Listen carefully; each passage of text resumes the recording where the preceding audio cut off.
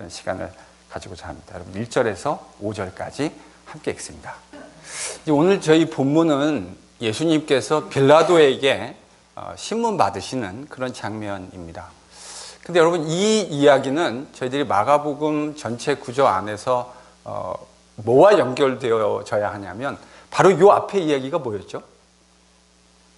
베드로가 주님을 부인하는 이야기였지 않습니까? 근데 그 부인하는 이야기 앞에 주님께서 누구에게 신문을 받았죠? 산헤드린. 그러니까 이제 제가 지난 시간에 이 산헤드린이 상당히 어떻다고 말씀드렸습니까? 상당히 이 껄쩍지근한 산헤드린이에요. 왜 이런 말씀을 드리냐면 불법적이에요. 이 산헤드린의 성격 자체가 매우 불법적인, 정당하지 못한 성격을 가지고 있었습니다. 주님이 매우 부당하게 산헤드린이 불법적인 모습으로 예수님을 신문했어요. 여러 가지 면에서. 제가 세 가지 면에서 그들의 산헤드린이 불법적이었다는 말씀을 드렸습니다. 첫 번째가 뭐였죠? 네? 네, 원래 여러분 심의라고 하는 것은 심의를 해서 증거를 가지고 그것이 잘못됐다고 하는 것을 판결하는 것이 여러분 심의 아닙니까?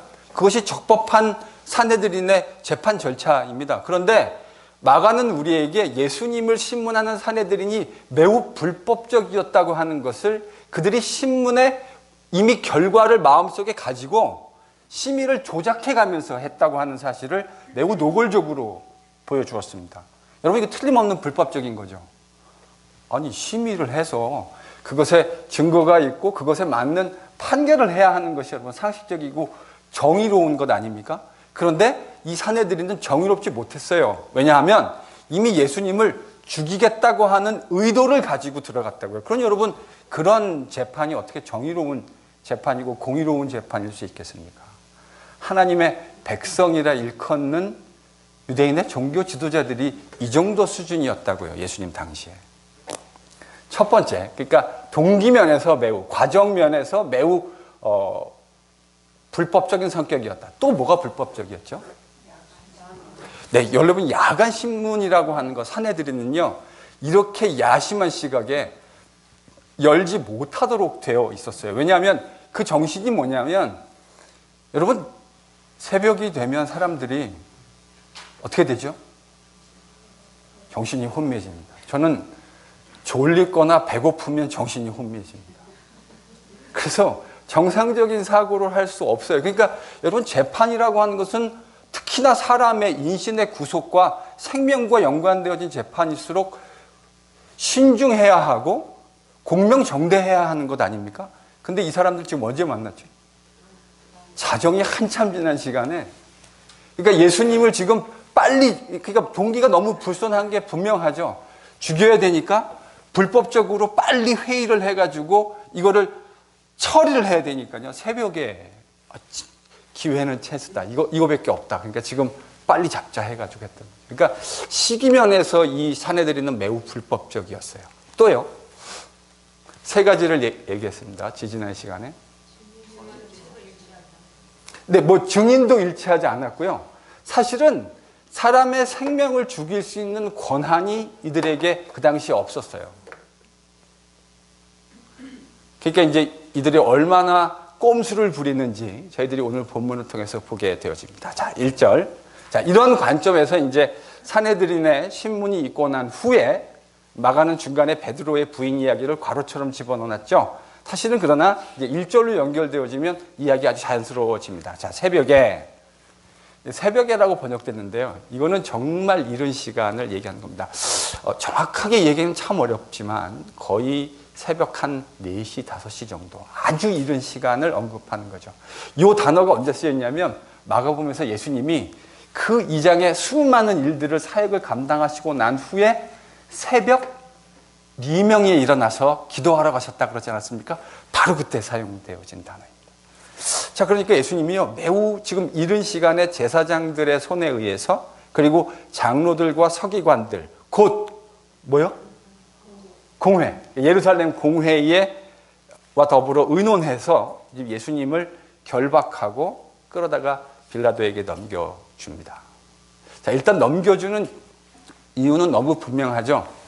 죽이려는 목적이 있었는데 자신들에게는 죽일 수 있는 권한이 없어요. 그러니까 죽일 수 있는 권한을 가진 사람에게 넘겨주는 것이 너무나 당연한 이야기 아닙니까? 자, 그러니까 이렇게 마가는 지금 예수님을 넘겨주는 이 일련의 사건들이 매우 불법적인 과정을 통해서 이루어졌다는 사실을 우리에게 이야기해 줍니다. 말씀드렸던 대로 시각도 그렇고 심의와 판결이 뒤바뀐 것도 그렇고 또 권한이 없는데 그 권한을 없는 자들이 그것을 결의하는 모습도 그렇고. 자, 그래서 빌라도에게 넘겨줍니다. 여러분 2절을 같이 한번 읽어보겠습니다. 여러분 2절을 잘 보시면 좀 이상한 게 몇 가지 있어요. 2절을 다시 눈으로 한번 잘 보실래요? 2절을 잘 읽어보시면 뭐 좀 이상해요. 뭐가 이상한가요? 당시 유대인의 왕이 없었잖아요. 네. 정말 통치를 갖고 있었기 네. 때문에. 일단 처음부터 좀 여기 몇 가지가 좀 이상하거든요. 제가 이제 하나씩 여러분하고 묵상을 할 텐데 일단 1절에 누가 등장하죠? 2절에? 빌라도가요. 빌라도가 지금 어디 있죠? 아니 지금 빌라도가 어디 있는 겁니까? 이게 지금 어디서 이루어지냐면 예수님이 제자들과 함께 예루살렘에서 마지막 6월절 만찬을 보내시고 난 후에 그리고 나서 기도하러 가셨잖아요. 그렇죠? 기도하러 가시고 난 다음에 거기서 누구한테 잡혔죠? 예, 성전 경비병들에게 잡혀가지고 지금 대장의 뜰. 그게 지금 여러분 요 이야기가요. 일련의 이야기가 다 예루살렘이라고 하는 그 조그마한 마을, 타운 안에서 지금 다 이루어진 겁니다. 그러니까 정말 다 워킹 디스턴스인 거죠. 근데 지금 여기 누가 있죠? 빌라도가요. 뭐가 좀 이상하지 않나요? 빌라도는 원래 어디 있어야 되는 사람입니까? 총독 관저는 어디 있습니까? 네, 성 밖에 있겠죠. 네. 네.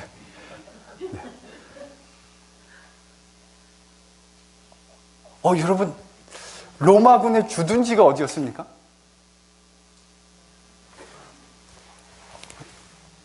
잘 기억이 안 나시는군요.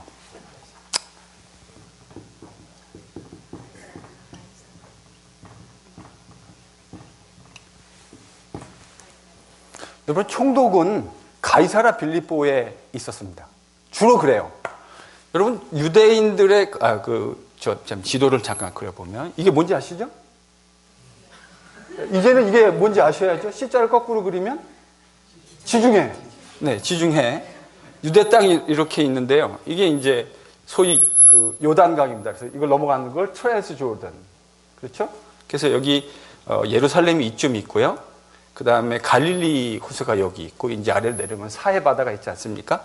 가이사라 빌립보는 이 갈릴리 지역의 북쪽에 위치해 있습니다. 그러면 제가 좀 질문을 하나 해볼까요? 아니 총독이면 유대의 총독이 지금 누구죠? 빌라도인데 빌라도가 왜 예루살렘에 안 있고 여기 있을까요? 여러분 이 팔레스타인 땅에서 핵심 지역은 유대인들에게는 예루살렘이었잖아요. 그럼 예를 들어서 만약에 여러분 대한민국이 일제강점기에 조선 총독부가 어디 있었습니까? 성 안에 제일 경복궁 바로 거기다가 이 일제가 조선 총독부를 세웠던 거 아닙니까? 그러니까 수도에 세우는 게 상식적인 일이잖아요. 그럼 왜 가이사라 빌립보, 여러분 갈릴리는 그러지 않아도 유대인들한테는 천대받는 지역이었거든요. 천동네라고. 핵심은 어디죠? 말할 것도 없이 예루살렘이죠. 근데 왜 가이사라 빌립보에다가 총독은 주둔했을까요?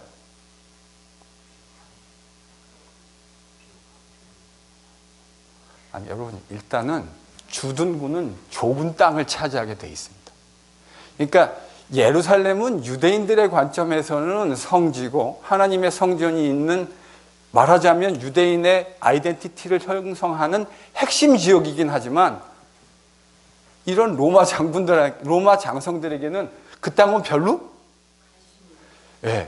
관심이 많이 가는 땅이 아니에요. 사실은 진짜 비옥한 땅이 어디냐면 제가 좀 잘못 그렸는데 너무 크게 그리느라고 이 지중해를 중심으로 해서요. 이 땅이 얼마나 비옥한 지역인지 모릅니다. 그러니까 사실은 유대는 이 남쪽은 네게브라 그래서 산지 지역이고 별로 농장도 안 되고요. 어디가 좋은 땅이냐면 갈릴리를 지역으로 해서 이 미디테레니안 씨랑 갈릴리랑 이렇게 만나는 그 지역이 말할 것도 없이. 그러니까 원래 로마군의 총독 주력군은 어디 있어요? 가이사라 빌립보. 그리고 지중해의 전략적인 관점에서 봤을 때도 예루살렘은 그렇게 매력적인 땅은 아니에요. 여기가 훨씬 더 매력적. 그래서 이제 로마 총독 주둔군 주력 부대는 어디에 있습니까? 이 팔레스타인 땅의 주력 부대는 가이사라 빌립보.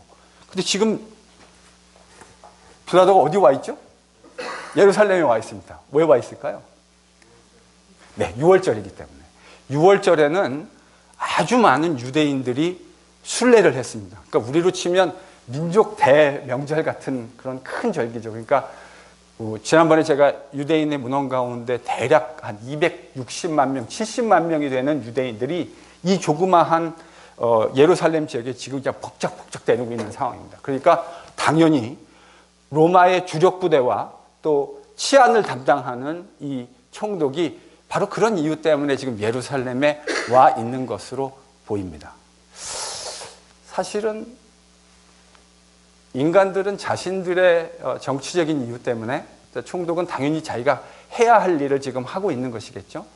그런데 인간들은 그런 의미로 역사를 주관해가고 늘 그러지만 사실은 그것들을 지금 누가 컨트롤하고 있다라는 생각을 저는 버릴 수 없냐면 하나님이 그마저도 지금 컨트롤해가고 계시다 하는 생각들을 하게 됩니다. 첫 번째, 그래서 이제 가이사라 빌립보에 있는 총독이 지금 여기 와 있는 건 이제 그렇게 설명이 좀 돼요. 그럼 어디 있었나? 목사님 별걸 다 궁금해 하시네요. 어디 있었나? 두 가지 설이 있습니다. 제가 오늘은 조금 디테일하게 할게요. 하나는 이제 헤롯 궁에 머물러 있었다 하고 하는 설이 하나 있고요. 또 하나는 안토니오 요새에 아마도 머물러 있었을 것이다 하는 두 가지 설이 있습니다. 뭐 어느 거를 정확하게 말하기는 어렵지만 그 둘 중에 하나. 그러니까 다 사실은 성전 주변에 지금 있는 헤롯 궁도 사실은 성전 주변에 있었고요. 안토니아 요새도 사실은 성전 주변에 있었습니다. 그러니까 아마도 성전에 가보신 분들은 아시겠지만 제가 지금 이렇게 얘기하니까 마치 저는 가본 것처럼 얘기하고 있잖아요. 사실은 저도 가보지 않았습니다. 그림으로만, 사진으로만, 요즘은 구글이 잘 돼가지고요. 구글로 갖다 놓으면 이렇게 빙 돌아가가지고 볼 수도 있어요. 그래서 제가 마치 지금 간 것처럼 말씀드리는데 구글로는 제가 봤습니다. 안토니오 요새가 사실은 원래 어떻게 지어진 거냐면 하스모니안 왕조 때 성전 동편으로 시작해서 기드론 시내가 쪽으로 빠지는 일종의 도주로가 있었습니다. 그래서 이제 예루살렘을 정복했던 정복군들 중에 반란이 일어나서 급히 몸을 숨겨야 하고 도망가야 됐을 때 주로 사용됐던 통로예요. 근데 그 위에다가 안토니오 요새라고 하는 것을 지어놨습니다. 그래서 이제 신약학자들이 아마도 총독이 거기에 있지 않았을까. 안토니오 요새에서 보면 성전이 이렇게 한눈에 딱 보이고요. 그리고 주로 유대인들의 어떤 폭동이나 이런 것들이 성전을 중심으로 모의가 되어지고 했으니까 아마 그런 것들을 관찰하기 위한 좋은 목적을 가지고 있지 않았을까. 그러니까 여기에 아마 이 빌라도가 있지 않았을까 이렇게 생각되어집니다. 자, 또 하나 이상한 게 있습니다. 본문을 한번 잘 보시죠. 일단 빌라도가 예루살렘에 있다라는 게 좀 이상한데 이제 그렇게 설명이 좀 되고요. 뭐가 이상하신가요? 네? 유대인의 왕이냐는 질문. 이게 왜 이상하죠?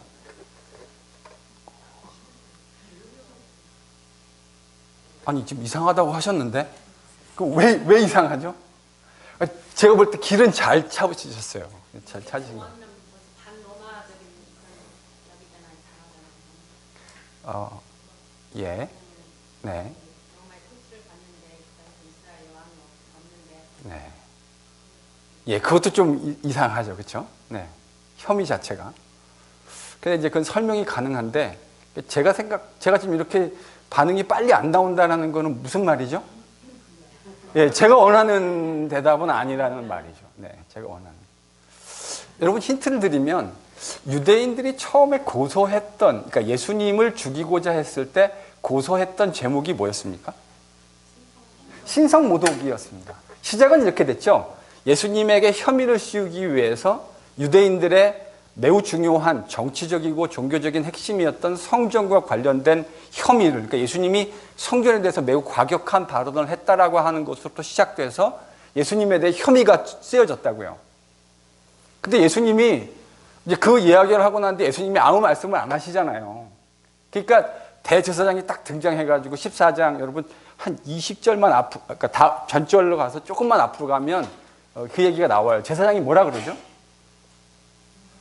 내가 찬송받으실 이의 아들 그리스도냐. 제가 지난 시간에 설명을 했습니다. 왜 성전에 대한 클레임과 그리스도에 대한 이야기가 왜 나오느냐라는 거 제가 설명드렸죠. 기억나십니까? 몇 분만 기억나시는 것 같습니다. 제가 표정을 보니까 몇 분만. 에스겔 37장에 보면, 에스겔 37장만은 아니지만 구약성경 선지자들이 하나님의 아들 그리스도가 오셔서 하실 일을 이야기하는 목록 가운데, 여러분 유대인들은 하나님의 언약을 믿는 사람들이었잖아요. 그래서 하나님이 그의 아들 그리스도를 보내시면 그 그리스도가 할 일이 뭐라고 생각했냐면, 에스겔 37장을 다시 한번 나중에 잘 찾아보십시오. 그 그리스도는 성전을 다시 회복하는 일을 합니다. 그러니까 예수님이 그랬잖아요. 내가 헐어라 다시 3일 만에 짓겠다. 그러니까 네가 찬송받으실 이의 아들 그리스도냐. 그러니까 제사장이 이렇게, 사실은 어떻게 보면 성전에 대한 주장과 예수님의 클레임과 예수님의 그리스도라고 하는 사실이 바로 딱 매치가 잘 안 될 수 있습니다. 그래서 제가 지난 시간에 말씀드린 것이 성전에 대한 클레임과 그리스도라고 하는 사실은 사실 연결되어져 있다. 유대인들의 세계관에서 그리스도가 와서 하실 매우 중요한 일 중에 하나가 뭐냐면 바로 성전을 다시 회복하시는 것. 그래서 여러분 요한복음에 저희가 지금 얘기하고 있는 성전을 다시 세우시는 그리스도, 로고스. 이게 사실 구약부터 흘러내려오고 있는 명백한 아이디어입니다. 맞죠? 그렇게 질문을 했던 거죠. 그런데 그때 예수님이 뭐라고 대답하셨죠? 여러분 모를 때는요 겸손하게 다시 보는 겁니다. 모를 때는 보는 거예요. 62절을 보십시오. 내가 찬송받을 이의 아들 그리스도냐? 이렇게 물었더니 예수님이 뭐라고 하셨냐면, 너희가 권능자의 우편에 누가 앉으시는 것을 봅니까? 인자가 앉는 것을 보고, 그리고 구름을 타고 오는 것을 보게 될 것이다. 여러분 여기서 권능자의 우편에 앉는다고 하는 것은 시편 110편 1절을 지금 인용하고 있는 것이다. 제가 지난 시간에 그렇게 말씀드렸어요. 그리고 구름을 타고 온다고 하는 건 어디를 지금 구약 성경을 예수님이 염두에 두고 말씀하시는 거죠? 다니엘서 7장 13절 14절. 여러분 우리가 이쯤 성경 공부를 했으면 다니엘서 7장 13절 14절 정도는 무슨 이야기를 하고 있는지 여러분 저는 아셔야 된다고 생각합니다. 다니엘서 7장 13절 14절을 기회가 됐으니까 또 한번 찾아보죠. 네, 여러분 이게 유대인들이 하나님이 그리스도 메시아를 통해서 세우실 일이라고 다니엘서 7장을 통해서 깨닫고 있었던 내용입니다. 제가 지지난 시간에 여기서 예수님이 구름 타고 온다고 하는 게 재림을 이야기하는 것이라고 그랬습니까? 그 많은 분들이 그게 재림 이야기하는 것이라고 이끄신다고요. 근데 그거 아니에요. 재림 이야기하는 거 아닙니다. 그게 재림 이야기인 거면 완전히 엉뚱한 이야기가 되어버리는 거예요. 정확하게 지금 이 대제사장과 예수님 사이에 오가는 이야기는 정확하게 구약 성경의 맥락 아래서 흐르고 있는 이야기입니다. 네가 찬송받으실 이의 아들 그리스도냐? 바로 그렇기 때문에 네가 성전에 대한 그런 레디컬한 클레임을 할 수 있는 거냐? 그 얘기를 듣고 예수님이 뭐라 하셨냐면, 너희가 권능자의 우편에 인자가 앉으시는 것과 그 인자가 구름을 타고 오는 것을 보게 될 것이다. 이렇게 말씀하셨어요. 제가 지지난 시간에 구름을 타고 온다라는 말이 예수님의 재림이 아니라, 그러니까 뭐라고 말씀드렸습니까? 예수님이 십자가를 통해서 사실은 죽임을 당하시고, 여러분 그 다니엘서 7장 13절 14절의 랭귀지는 영광스러운 랭귀지입니다. 맞죠? 그 인자 같은 이가 하나님으로부터 왕권과 사람의 눈으로 보고 이루 형용할 수 없는 영광을 받으시는 장면을 이야기하고 있다고요. 근데 여러분, 마태, 마가, 누가복음, 공관복음서와 요한복음서를 보면 예수님이 영광 받으시는 시점이 어디라고 이야기하고 있는지 아십니까? 십자가를 지시는 사건입니다. 놀랍게도 예수님이 구약이 얘기했던 그 왕권, 어마어마한 하나님의 왕권을 이 땅 가운데 보여주시는 사건은 놀랍게도 주님께서 십자가를 지시는 장면이었습니다. 지금 예수님께서 그 얘기를 하시는 거예요. 그러니까 여기서 온다라고 얘기했는데요. 그러니까 구름을 타고 온다. 그러니까 우리는 이걸 그냥 재림, 아무 생각 없이 재림 이렇게 연결시키는데 그게 아니고요. 사실은 이걸 어떻게 번역해야 되냐면 구름을 타고 오는 게 아니고 가는 겁니다. 누구에게로요? 옛적부터 계시니. 다니엘의 용어로 얘기하면 옛적부터 계시니. 지금 하나님에 대한 매우 다양한 표현들이 등장하죠. 옛적부터 계시니, 권능자 뭐 이렇게 등장하는데 예수님의 십자가 사건은 예수님께서 하나님께로 가시는 사건입니다. 뭐가요? 십자가가. 뭘 위해서 가신 겁니까? 주님은? 그 모든 권능과 세상에 대한 통치권을 주님이 하나님으로부터 부여받는. 그러니까요. 그런 의미에서 마가복음과 신약성경을 읽으면 예수님의 십자가 사건은 무슨 사건이라고 우리가 이해할 수 있습니까? 예수님의 대관식 장면입니다. 놀랍게도 세상에서 율법의 저주를 당해 죽는 그 죽음의 사건, 그리고 헬라인들이 봤을 때는 정말 어리석어 보이는 처참한 실패였던 그 사건이 하나님은 놀랍게도 예수님께서 구약에서 예언하셨던 왕으로 승리의 대관식 관을 쓰시는 장면이에요. 지금 예수님이 그 이야기를 하신 겁니다. 자, 그러니까 바로 이 이야기를 듣고 난 다음에 대제사장들과 거기 사내들의 반응이 뭐였습니까? 여러분, 유대인들은 신성 모독하는 이야기를 들으면 어떻게 반응하죠? 귀를 막고 옷을 찢고.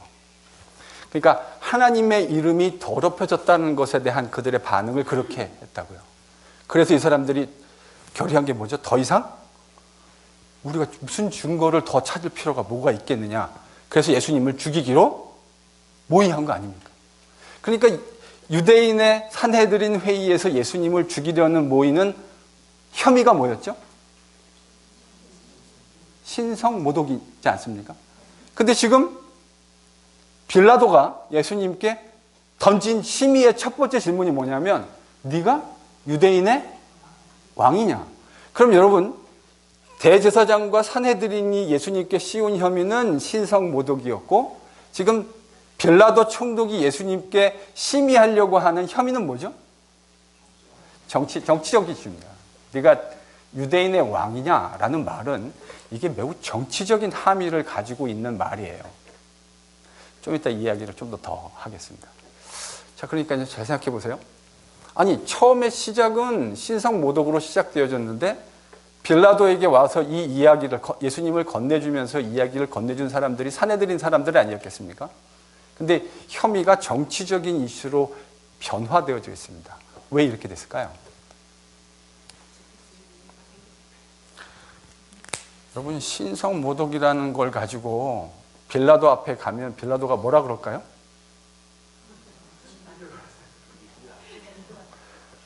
그건 니네들 일이니까 니네들이 알아서 해. 여러분, 빌라도가 틀림없이 그렇게 얘기하지 않겠습니까? 아니, 빌라도가 하나님을 섬기는 사람도 아니고 그리스도라고 클레임을 했던, 뭐 메시아라고 클레임했던, 뭐라고 얘기했던 빌라도에게 뭐 그렇게 그게 유대인의 종교와 관련된 일이 빌라도의 귀에 뭐 그렇게 시리어스하게 들렸겠어요. 그러니까 이거를 너무나 잘 알고 있는 이 대제사장과 산헤드린이 이 말이 가지고 있는 함의를 살짝 트위스트한 거죠. 여러분, 그리스도라고 하는 말은 왕이라는 왕권에 대한 클레임으로 유대인들에게는 이해됐습니다. 근데 그 클레임을, 예수님은 세상 나라의 왕이라는 클레임을 하신 일이 없어요. 맞죠? 그런데 그 이야기를 지금 이 교묘한 정치 지도자들이 예수님의 말만 딱 떼가지고 그것이 바로 왕에 대한 클레임이다. 그래서 이 자가 자신이 유대인의 왕이라고 클레임하고 있습니다. 라고 지금 누가 누구의 입에다가 집어넣어 줬을까요? 네, 산헤드린이 빌라도의 입에다가 그렇게 집어넣어 준 거죠. 그러니까 이제 그렇게 되면 여러분 좀 속된 말로 이제 왁구가 맞아 떨어지는 겁니다. 그러니까 저희들이 사실은 정확하게 이게 맞지 않는 이야기인데 이게 어떻게 연결되고 있는가를 지금 여러분에게 설명드린 겁니다. 자, 그러니까 예수님이 지금 졸지에 예수님은 한 번도 자기가 세상 나라의 왕이라고 클레임하신 일이 없어요. 여러분 나중에 요한복음 19장에 가면 예수님이 아주 노골적으로 그런 말씀하십니다. 나는 내 나라는 이 땅에 속하지 않았다. 빌라도 신문 받는 장면이 요한복음 19장에 가면 훨씬 더 자세하죠. 18장 마지막부터 19장 전체에 걸쳐서 예수님이 빌라도에게 신문 받는 장면이 나옵니다. 근데 예수님이 아주 대놓고 얘기해요. 네가 왕이냐? 그러니까 내 말대로 그렇다. 그런데 예수님이 뭐라 하냐면 그러나 내 나라는 이 땅 가운데 속한 것이 아니다.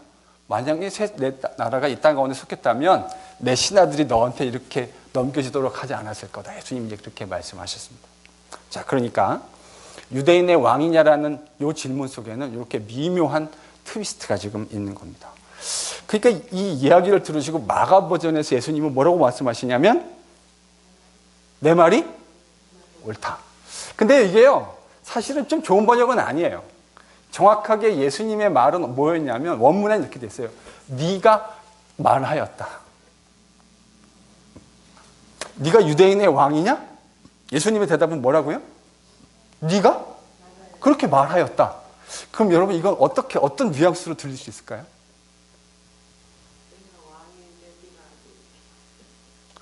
네가 유대인의 왕이냐? 그러니까 예수님이 뭐라 하셨냐면 네가 그렇게 말했다. 이게 무슨 말일까요? 그러니까 예수님이요, 여러분 이게 중의적인 의미가 아닐까요? 네가 유대인의 왕이냐 그랬을 때 빌라도는 어떤 함의로 이렇게 물어본 거죠? 정치적인 색깔을 가지고 있는 그런 왕이냐라는 질문이었을 거고요. 예수님은 왕, 그러니까 이런 의미 아니겠어요? 함의가 왕은 왕인데 네가 말하는 그런 왕은 아니다. 저는 예수님의 의미가 함의가 그런 거였을 것이라 생각합니다. 그러니까 왕이 맞아요. 근데 왕은 맞기는 맞는데 네가 말하는 그런 종류의 왕은 아니다. 예수님은 지금 그 이야기를 하신 것 같아요. 여러분이 나중에 요한복음 18장 하반절과 19장 초반절을 읽으시면 그 얘기가 훨씬 더 명쾌하게 서술되어져 있습니다. 제가 추측한 것이 아니고요. 요한복음 19장을 제가 알고 있기 때문에 그 관점에서 이 부분을 읽으면 이제 그렇게 읽혀질 수 있다는 말입니다. 참 재미난 말이죠. 네가 그렇게 말하였다. 그러니까 저는 이 말 속에 예수님이 긍정도 담겨져 있고 부정도 담겨져 있다. 이렇게 생각을 합니다. 자, 이 말을 듣고 난 다음에 3절에 제사장들이 어떻게 반응했습니까? 고발했다.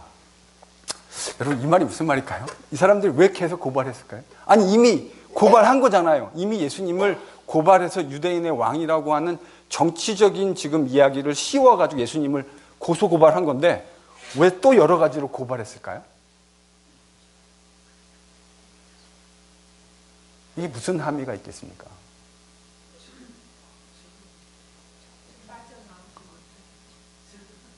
빠져나오지 못하게 그냥 이것저것 트랩을 이렇게 많이 그런 의미인가요? 저는 이 말이 예수님에게 지금 씌운 혐의가 별로 설득력이 없는 것으로 들립니다. 아니 여러분 설득력이 있으면 이 한 가지 이외에 더 다른 많은 혐의들을 씌워야 할 이유가 없죠. 그것만으로 그냥 끝나는 거예요. 게임이 끝나는 거라고요.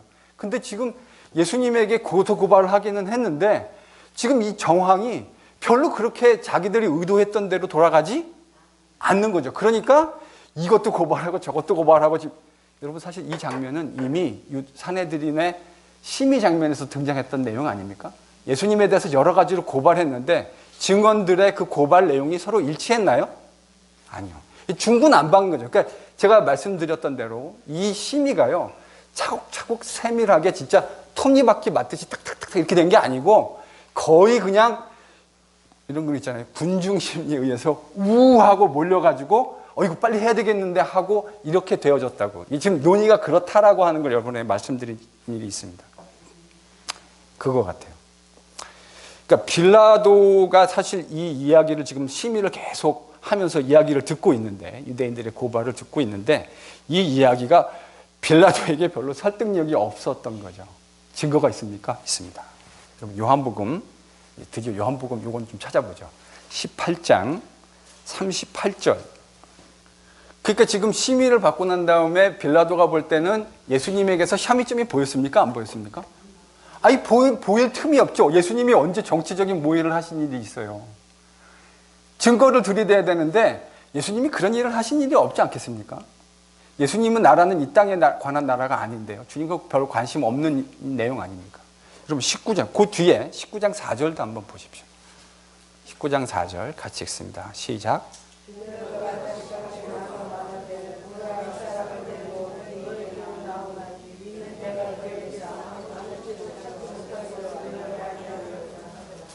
그러니까 빌라도가 심의를 했는데 예수님에게서 죽여야 할 만큼의 그런 혐의를 찾지 못했던 거죠. 그러니까 빌라도가 못 찾았어요. 그러니까 여러 고소고발을 듣기는 했지만 그것이 별로 설득력이 없고 증거가 희박한 거죠. 마치 이렇게 짜맞춘 것 같은.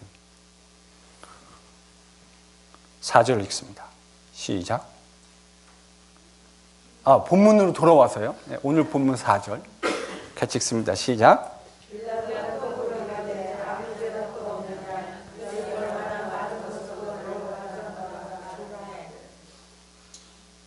지금 빌라도가 뭐라 했냐면 예수님께 아니 이렇게 너에 대해서 클레임을 하는데 이거에 대해서 아무 말도 하지 않느냐.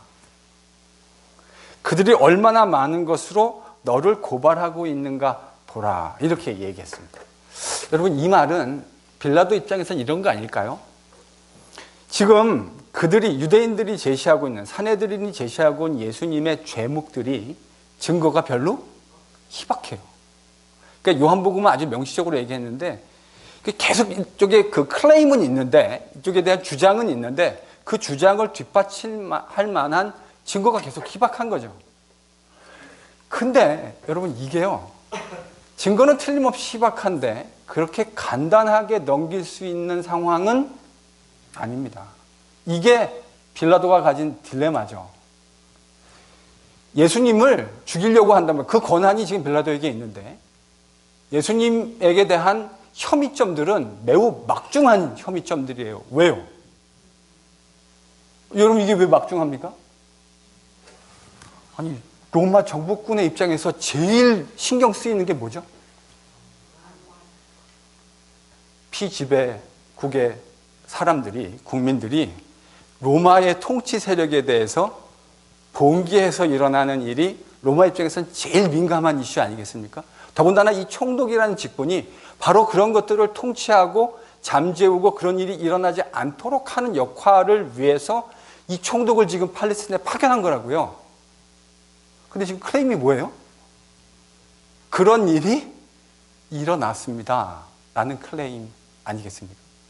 아니 여러분 이거보다 로마 총독에 있어서 훨씬 더 센시티브한 이슈가 어디 있겠습니까? 총독 입장에서 가장 그러니까 지금요. 레드 플래그가 막 돌고 있는 거예요. 레드 플래그가 딱 올라간 거예요. 증거는 없는데 레드 플래그는 올라가 있는 거죠. 그러니까 아주 민감한 사안입니다. 총독 입장에서는 매우 곤란한 상황이었음에 틀림없습니다. 요한복음 19장 12절을 한번 찾아보십시오. 여러분 이걸 보고 뭐라 그러는 거죠? 지금 빌라도 입장에서 보면 빌라도가 딱 어디에 걸린 겁니까? 이런 걸 보고 외통수라고 그러는 거 아닌가요? 그러니까 지금 자기가 심의를 할 때는 이 예수님에게서 그런 혐의점들, 그러니까 예수님에게 덮어 씌워진 혐의점을 찾을 수는 없는데 이 사안은 절대로 가볍게 넘길 수 있는 사안은 아닙니다. 만약에 이게 다른 사안이었다면 빌라도가 별로 심각하게 처신하지 않았을 것 같아요. 근데 지금 예수님에게 씌워진 이 혐의점은 그렇게 간단하게 넘길 수 있는 사안이 아닙니다.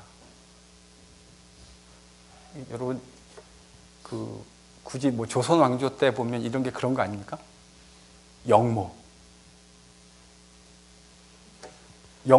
영모요 그러면은 이제 상황이 어떻든 간에 증거가 물론 나와야 되겠지만 절대로 간단하게 넘길 수 있는 상황이 아닌 거죠. 바로 그것 때문에 빌라도가 곤란했을 것이라고 생각합니다. 빌라도는 참 곤란했을 거예요.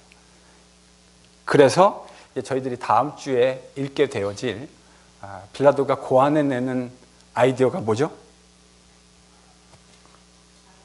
그 당시 6월절에 명절에 풍습이 있었어요. 풍습이 뭐냐면 죄수들이 있는데, 그러니까 일종의 이거는 피지배 국민들을 일종의 유화하는 그런 정책이었던 것으로 보입니다. 그래서 어떤 전례를 만들었냐면 그 한국에도 가끔 그런 거 있잖아요. 뭐 광복절 특사, 뭐 3.1절 특사. 그래서 죄수인데 매우 모범적인 죄수인 경우에 그런 국가의 큰 경축일 날, 명절 때 사람들을 특별 사면하는, 그러니까 그런 비슷한 관점에서 이제 사면이 이루어졌던 것으로 보입니다. 그래서 아마 빌라도의 생각은 이런 거였겠죠. 예수님이라고 하는 사람이 상당히 많은 사람들로부터 지지를 받는 사람이고, 그리고 내가 볼 때 별로 혐의점이 없는데 지금 정치적인 판단을 한 거지 않았겠습니까? 빌라도 입장에서는 고소한 대제사장들과 사실은 잘 지내야 되는데, 자기 입장에서는. 근데 그 사람들도 거스르지 않고, 그리고 백성들의 의견도 잘 듣는, 그러니까 이것만 잘 되면, 그래서 백성들이, 그러니까 빌라도 생각에는 누구만 달라 그러면 되는 거죠? 예수만 내어주십시오. 이렇게 얘기 되면 이거 뭐라 그러죠? 일거양득. 또요? 뭐 있잖아요. 좀 해보세요. 그거. 못 치고 모두 잡고 뭐 이런 거 있잖아요. 그러니까 하나로 그냥 다 해결하는. 빌라도는 틀림없이, 왜 정치인이니까요, 틀림없이 그런 판단을 했을 겁니다. 이제 그게 그 다음 이야기죠. 저희들이 다음 주에 읽을. 저는 이 본문을 읽으면서, 그러니까 이 본문과 관련된 좀 정치적인 상황과 그런 주석은 이제 이렇게 저희들이 본문을 좀 이해할 수 있습니다. 근데 여러분, 제가 예전에 신학교 있을 때는요, 거기까지만 하면 됐어요. 무슨 말이냐면, 거기까지 하는 일이 제 일이에요. 그리고 나머지는 누구 보고 하라고 하면 되죠? 목사들 보고 가서 이제 그거 가지고 본인들 잘 고민하셔가지고 성도들과 그 본문이 가지고 있는 의미들을 성도들의 삶 속에 잘 적용해 가십시오. 이렇게 하면 제 일이 끝났다고요. 제가 목사가 되니까요, 진짜 어려운 일은, 그러니까 제가 그동안에 상당히 직무유기를 했던 거예요. 제가 와보니까 진짜 어려운 일은 이 일이에요. 그 다음이 진짜 어렵더라고요. 그것이 어떻게, 이 이야기, 빌라도에게 신문 받으시는 이 주님의 이야기가 어떻게 우리에게 유의미한 우리의 이야기가 될 수 있을까 하는 게 사실은, 그래서 사실 이 본문에 관련된 묵상은 제가 따로 특별히 많이 해야 될 이유가 사실은 없어요. 왜냐하면 예전에 다 묵상했던 내용들이에요. 그러니까 여러분에게 실감나게 그냥 그것만 리프로듀스 해드리면 사실 돼요. 근데 진짜 고민은, 여러분 이거 가지고 성경 공부하고 소그룹 하신다면 어떻게 적용해 가시겠습니까? 집사님, 어떻게 적용해 하실래요? 다들 제 눈을 피하시는데 제가 질문할까 봐. 제가 사실은 이 본문을 붙들고 이 본문의 주석적인 의미, 본문 안에 담겨져 있는 역사적인 그런 함의들, 이런 것들 의미를 찾아내는 건 그렇게 어려운 작업이 아니었는데요. 진짜 뭐가 고민되냐면, 이걸 가지고 성도들하고 무슨 이야기를. 제가 이렇게 얘기하면 성도님들이, 목사님 잘 들었습니다. So what? 이러실 것 같은 생각이 자꾸 드는 거예요. 근데 여러분, 저는 이 장면을 보면서 제가 처음에 던졌던 질문 기억나시죠?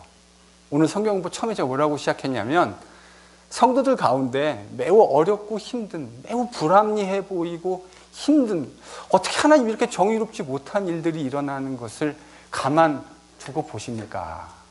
우리가 사실 그럴 때 정말 힘든 거 아닙니까? 하나님이 계시다는 사실을 우리가 부인하지 않죠. 하나님 계시다는 거 알고 있습니다. 그런데 그 하나님이 계시다라고 하는 것이 가시적으로 보이지 않는 것 같은 현실을 맞닥뜨려졌을 때, 그때가 사실은 신앙인에게 정말 힘든 순간이 아니겠습니까? 오늘 이 장면을 보면요, 예수님은 철저하게 불의한 사람들에 의해서 불의한 방법으로 신문당하고 재판당하고 계십니다. 그렇죠? 일단 시작 자체가 불의해요. 그리고 불법적이에요. 물론 여기서 빌라도는 정치적인 수완을 발휘해서 자기에게 주어진 상황, 제가 볼 때 빌라도는 예수님에게 대해서 특별한 많은 그렇게 깊은 호의를 가지고 있었던 것은 아니지 않겠습니까? 살려주려고 의도했던 것들이 분명히 기록되어져 있어요. 그런데 거기에 적극적으로 자기의 모든 정치 생명을 걸어야 할 이유는 없어요. 빌라도 입장은 딱 그거죠. 거기까지죠. 저 사람이 그렇게 나쁜 사람 같지 않고 해야 될 것 같지는 않은데 거기다가 생명 걸어야 될 이유는 없습니다. 이러한 정치적인 협착과 불의 속에서 예수님은 지금 뭐가 되신 거죠? 희생되신 거예요. 여러분, 작은 그림으로 보면 예수님은 매우 불의한 방법으로 억울하게 희생된 겁니다. 틀림없습니다. 그런데 아까도 말씀드렸지만, 그리고 14장에서도 이야기하고 있고 마가복음 전체가 이야기하고 있는 큰 그림이 무엇입니까? 그러한 협착분들의 정치적인 협착과 불의한 자들의 협착에 의해서 예수님 돌아가시지만, 그것이 하나님께서 어느 인류, 저는 그렇게 과감하게 말할 수 있다고 생각합니다. 단 한 사람도 하나님이 구약에서 약속하셨던 하나님의 영광스러운 메시아의 승리가 그와 같은 모습으로 주어질 거라고 상상한 일이 없습니다. 그런데 하나님께서 그와 같은 일을 바꾸어 놓으셔서 하나님의 영광스러운 승리를 이루시는 방법이 되게 하셨습니다. 여러분, 이게 큰 그림입니다. 우리가 섬기는 하나님이 하시는 일이 그래요. 작은 그림으로 보면 이해가 안 되는 일이 많습니다. 작은 그림을 퍼즐을 딱 떼어놓고 갖고 와서 보면 어떻게 하나님이 이런 일이 일어나도록 내버려 두실 수가 있는가 우리가 생각하게 되어지죠. 틀림없습니다. 그런데 큰 그림을 보고 나아지면 그 큰 그림 안에서 작은 피스가 어떤 펑션을 하게 되는지를 깨닫게 되어지는 거죠. 하나님께서 그의 아들을 위해서도 그와 같은 방식으로 일하셨다면 그의 아들들을 위해서도 동일한 방법으로 일하실 수 있지 않으시겠습니까? 제가 이번 주간에 저희 교회 성도 몇 분과 매우 긴 전화 통화를 했습니다. 그 이야기를 들었을 때 목사로서 정말 답답한 마음을 가지게 됐어요. 그 주간에 제가 이 묵상을 하고 있었거든요. 근데 하나님이 뭐라고 말씀하시냐면 빅픽처를 봐라. 빅픽처를 봐라. 자그마한 피스를 바라보면 절망되어지고 좌절되어지고 때로는 한숨이 나오죠. 여러분, 하나님이요 그리스도 안에서 이 모든 승리를 우리에게 이미 허락해 주신 거예요. 그러니까 우리가 겪고 있는 일들을 근시안적인 좁은 피스만으로 바라볼 게 아니고 그리스도 안에서 하나님이 이루신 승리라는 관점에서 이것을 바라보게 되어질 때 저는 거기에 진짜 기독교의 신비가 있다고 생각합니다. 당장요 이걸 깨닫게 되어지면 뭐 할 수 있게 되어지냐면 여러분 인내할 수 있게 됩니다. 인내를 배우게 됩니다. 지금은 비록 그런 일들을 겪어가야 하지만 하나님께서 그런 것마저도 최후의 승리가 되게 하여 주실 것이다. 여러분 이럴 때는 아멘 하셔도 괜찮습니다.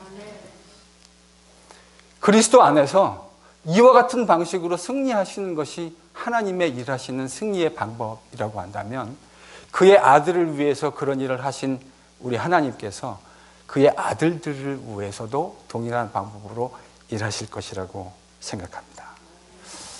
그래서 그런 관점에서 보면 지금 당장 그 일이 잘 해결되지 않는다 하더라도 어쩌면 우리의 인생 속에서 내가 원하는 방식으로 일이 해결되어지지 않는다 할지라도 결국 그 모든 일이 큰 그림에서 하나님이 뭐가 되게 하실 줄로 저희들이 믿어야 합니까? 승리가 되게 하실 줄로 믿어야 합니다. 이런 불의한 자들의 협착과 그런 정치 모의꾼들의 모의도 하나님께서 하나님 나라의 승리를 가져오는 방법으로 바꾸어 내실 수 있는 능력 있는 하나님이라는 사실을 깊이 묵상할 수 있는 저희들이 될 수 있기를 간절히 축원합니다. 기도하겠습니다.